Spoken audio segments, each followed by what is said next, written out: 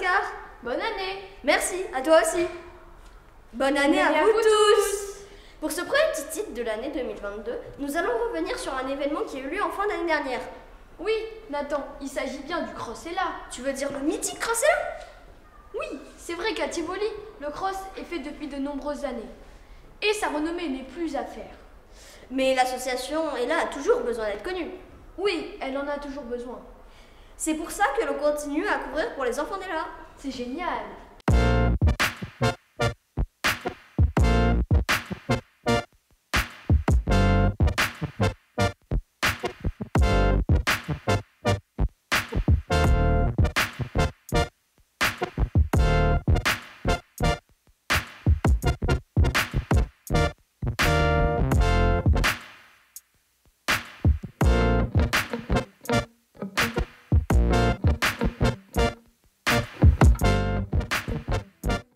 Pour mieux comprendre ce qu'est le Crossella, nous allons être aidés par notre journaliste Gaspard Maillet de Boire. Bonjour. Bonjour. Pouvez-vous nous expliquer le principe du Crossella, s'il vous plaît? Alors le Crossella, donc c'est un événement que l'on organise tous les ans dans le cadre de la semaine Mété Basket et Bas la Maladie, avec plusieurs temps dans ce cross. Le cross étant on va dire la partie pratique de l'opération. Avant ça, donc, on a une dictée qui sensibilise les élèves à la maladie, donc la leucodystrophie, puisque c'est l'association européenne pour les leucodystrophies. Voilà, donc il y a une dictée de sensibilisation. Ensuite, donc, on a le temps fort qui est le cross, qu'on vient de vivre ce matin. Et en parallèle à ça, eh bien, on a la recherche de dons par les élèves. Voilà.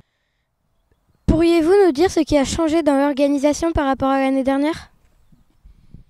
Alors la nouveauté donc, cette année, mais qu'on avait déjà un petit peu commencé pour les 4e, 3e, c'est qu'on ne fait plus un cross en ligne avec un départ. Habituellement, on faisait départ une course de filles, une course de garçons, une course en ligne et une arrivée voilà, avec des classements individuels. Là, on est parti sur quelque chose de collectif, des challenges par classe et par équipe. Donc il y avait 6 équipes par classe.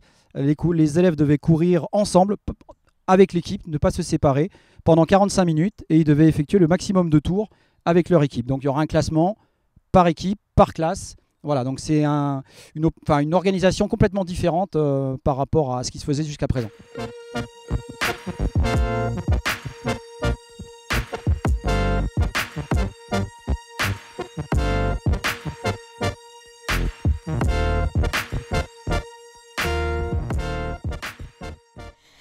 Est-ce que vous pourriez nous parler des fonds à récolter pour Ella, comment ils sont récoltés et à quoi ils servent?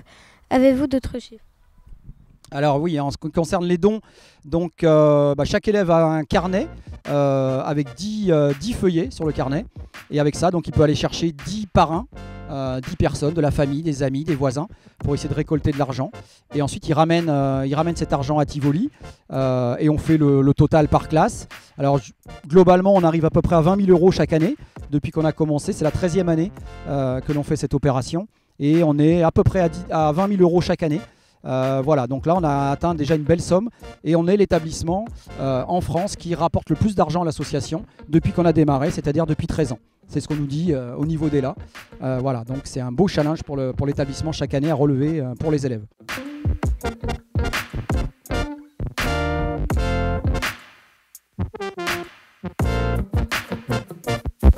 Est-ce que le cross est pour vous un gros travail à organiser avant cette journée? Alors oui, effectivement, il y a pas mal de travail, plusieurs mois en amont, on va dire, puisque déjà il y a l'inscription auprès de l'association Ella, donc toutes les relations avec l'association pour lancer la campagne, la publicité, etc. Trouver des parrains qui viennent notamment pour la dictée. Donc cette année, on avait Benoît Trémoulinas et Maroussia Paré, une athlète française.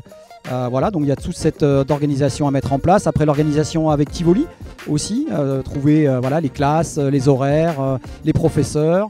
Et ensuite l'organisation auprès des élèves, leur expliquer comment ça va marcher, comment ça va fonctionner, constituer les équipes, distribuer les carnets et maintenant récupérer l'argent. Donc c'est pas fini, on va continuer encore après les vacances de la Toussaint où il va falloir qu'on récupère l'argent auprès des classes. Mais qu'est-ce que tu fais, Oscar? Je m'entraîne.